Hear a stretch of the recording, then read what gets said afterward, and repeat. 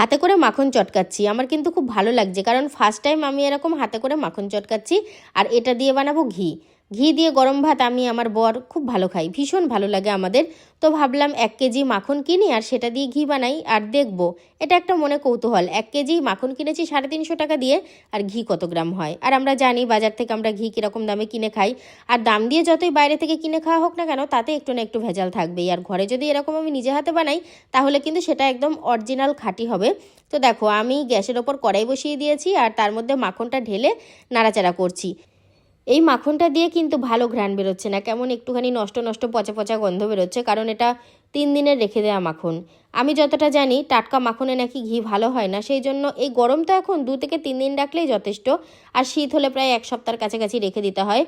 আর এই যে এখন দেখো অনেকটাই তেল ছেড়ে দিয়েছে। যতটা তেল ছাড়ছে আমার মনে কিন্তু আনন্দের পরিমাণ ততটা বাড়ছে, কারণ আমি এটা মাথায় রেখেছিলাম 350 টাকা দিয়ে 1 কেজি মাখন কিনেছি, কতটা পরিমাণে ঘি হয় সেটা দেখবো বলে।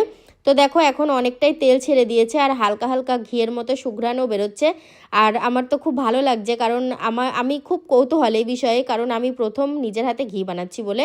আর ভাবছি কতক্ষণে ঘিটা হবে আর খাবো। আর হ্যাঁ, আর একটা কথা বলে রাখি, হয়তো ভুলে যাব। ঘিটা তৈরি হওয়ার পর আমি মেপে দেখেছি, এখানে 600 গ্রাম ঘি দাঁড়িয়েছে। তো মোটামুটিভাবে লাভজনক, কিছু ক্ষতি নয়।